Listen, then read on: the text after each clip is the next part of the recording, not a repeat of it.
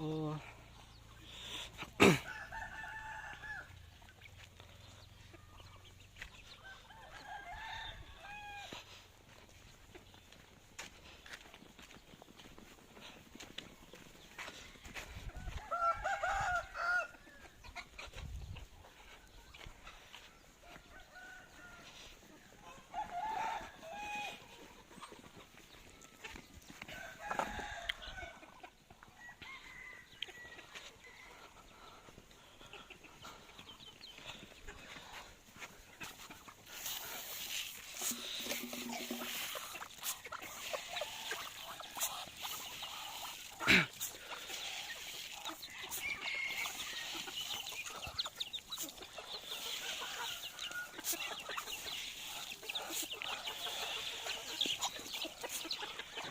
รู้หนึ่งเจ๊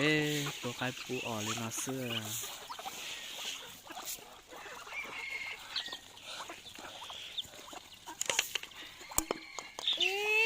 โอ้อันตอนเขาเนาะ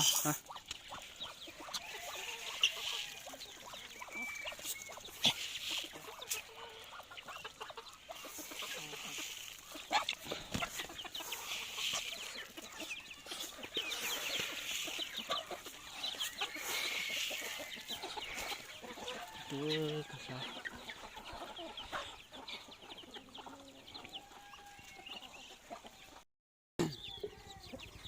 โอ้สิมาพอแล้วชัวร์เด็กก็พูดเนี่ยไก่เสือ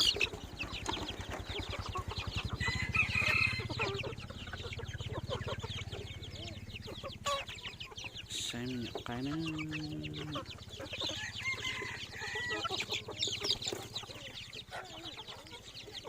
จงตอนนอนเถอะ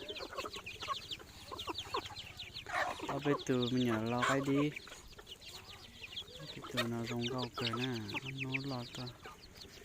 กว่าก็รงเส้นมาชินะ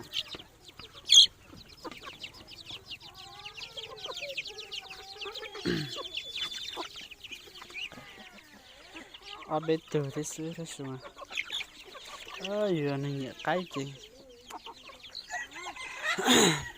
จะอะไรยิ่งเนี่ยไก่จะหาไก่ดีไก่กูละมั่ว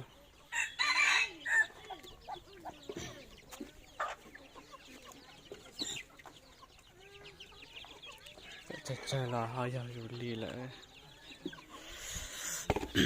จะได้ต่อไปไก่หนึ่งphải để cỡ như thế này ta học để này